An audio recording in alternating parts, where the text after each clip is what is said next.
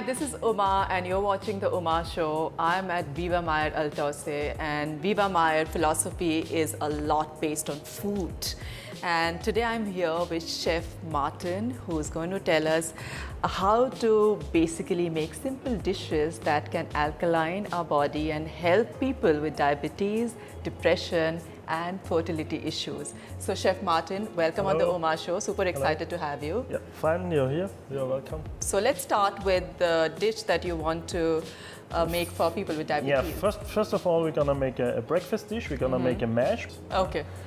So first we start with some porridge. With some porridge. This is also really ideal breakfast dish for nearly everybody. It's really simple. We have some millet milk here. Millet milk? Millet milk, yeah. Okay. This is because we want If not millet milk, people can use almond milk. you can use almond milk or maybe soy milk or something like this. Try to avoid a little bit the big intake of animal milk. So when the milk is hot, it's now that you can add the flakes. These are the grated millet flakes. So millet flakes and millet milk. Millet flakes and millet milk, so making really a pure millet porridge. The end we'll add a pinch of salt. Okay. Really just a little bit. We use this rock salt from Altausssee. This is very important. And now for our version of diabetes, it would be finished. We just have to add some linseed oil. That's very important because we need the omega-3 from the linseed oil. You can just pour it on top. Okay. To a nice breakfast for fertility, you add just a few dried berries on top. So Chef, as you said, this is great for people for fertility, right? Exactly. It's important really to... It's now so we're gonna simple see to it chewing make 30 times. Chew 40 times, don't forget that.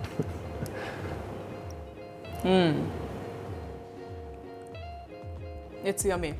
It's really, yummy, yeah. It's really delicious. And if it's hot, it's really a nice breakfast. And it took you precisely 5 minutes to make. Yeah, this is really a perfect breakfast. It takes longer to put the toast in the machine and wait until it's finished than to cook this dish. Absolutely. Yeah, so really you have to, the people have to be a little creative, a little bit, creative and re-look at the way what they're eating and what they're choosing to eat, because I think a lot of healthy dishes are very easy to make.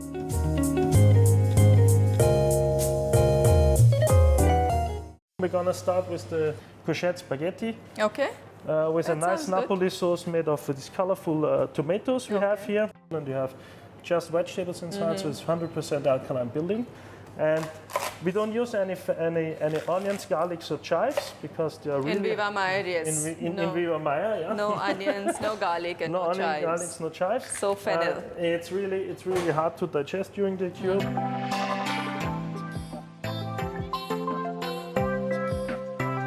And we use a few drops of ghee. You have the big advantage. You have the big advantage. You can heat it up highly. Okay. Yeah, because if you have extra virgin olive oil and you heat it up 160 degrees, it gets cancerogenic, so it gets toxic.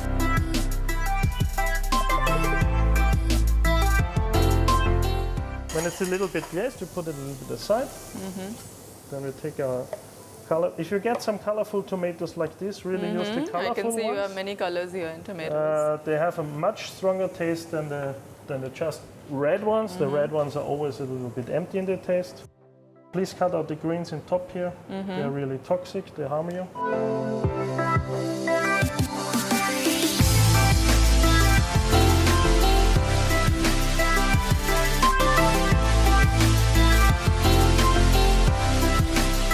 So you're going to add all the tomatoes once. We now add the tomatoes. Then we have some fresh basil. I can see that. And then we use some black olives. Okay.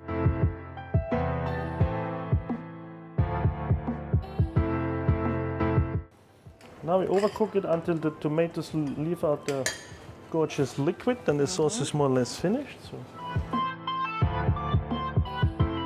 we can add a little bit of salt, not too much, because we have already the olives inside. So then we need our courgette spaghettis.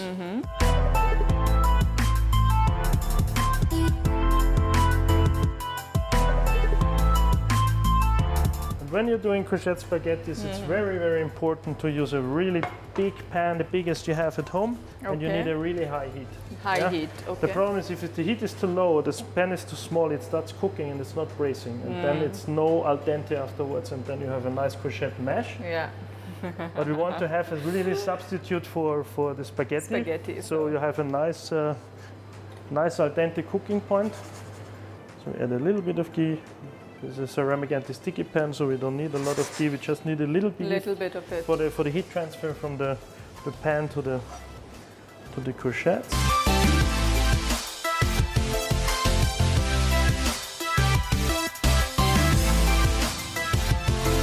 And really just braise it until they are glassy. They are really until they are glassy. Yeah, they are really fast done. They are really thin, so a little bit of heat is enough, and they are proper cooked. They're glassy, they are finished. Okay, that's quick. Move over here. So now we're gonna salt it. Salt it. You can see in a second it loses all its water. And now we're gonna use a different oil. We're gonna use, for the sauce, we're gonna use some extra virgin olive oil. Okay. So we add some extra virgin olive oil. That's very important. And on the other side, we're gonna use some camelina oil. Very healthy. Okay. But the big advantage is it combines perfectly with green vegetables.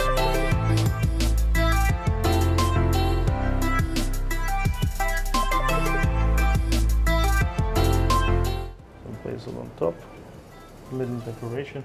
So this you suggest for people with diabetes? Yeah, exactly, because we have 100% vegetables. There's no sugar inside, except a little bit from the tomatoes.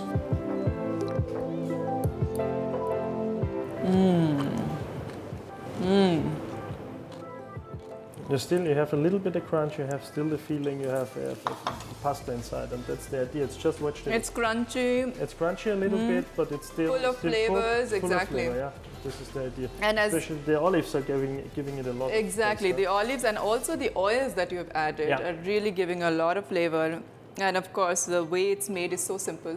This is really a fast dish, so it takes about, with cutting everything, it takes 15 minutes maximum to cook. Yeah? That's it, yeah. We're gonna start with the quinoa risotto because it takes a little bit longer time. So quinoa risotto you're making for? The quinoa risotto is for depression because we have a lot of colorful vegetables on top. It's really important not to make it monotone, really make it colorful. Yeah? Colorful, seasonal, fresh and regional vegetables, that's very important, so you have the maximum intake of vitamins. What's important for any quinoa is to wash it before. Otherwise the whole dish will be bitter. And like with the risotto, we just add water in the beginning. Move this in the back now. Quinoa is getting ready. It takes a little bit. So you're adding some vegetable broth? We're adding now a little bit vegetable broth. It's more or less like a normal rice risotto. So we are boiling it, and when the liquid is evaporated, we add some more liquid until it's proper cooked.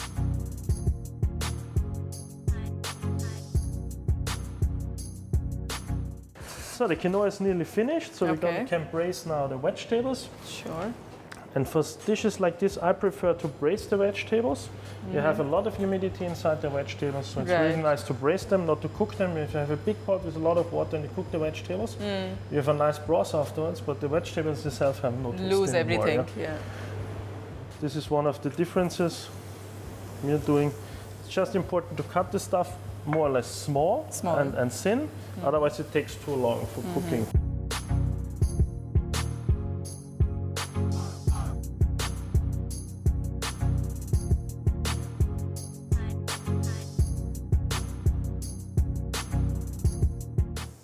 That's some asparagus. This is some green asparagus because it's nicely in season. And we have some snow peas.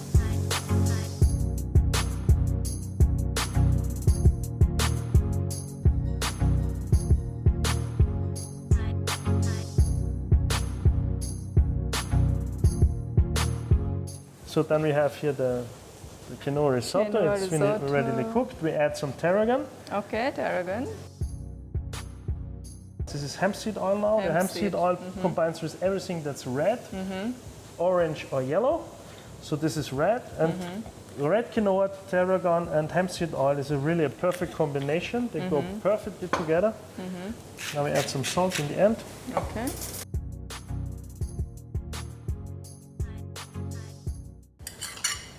Then it's really, really nice. Our vegetables are also readily cooked. We can take it aside. Now when it's not cooking anymore, we add some parsley. Parsley. It's really important not to overcook the parsley. Parsley has a lot of nitrogen, and if you overcook it, it often gets a fertilizer taste. It maybe tastes like a Lafon flower shop or something. Yeah? Because of the green stuff, we add some camelina oil in here. So if people don't have access to these oils, linseed oil is normally not that big problem. Yeah, linseed oil is very easily available, even in Dubai. The linseed oil is neutral. You can use it for any dish. Okay. Yeah, it's really so all these dishes that you're making can also make with linseed oil. We have the big advantage. We have all three oils. But if you don't have all three oils, the linseed oil is perfect for everything. Mainly, it goes about the omega-3. The linseed oil has the highest grade, more or less. Right. The other ones have a nice taste. It really fulfills the dishes with more life. Yeah. But in the end, if it's linseed oil, it's okay.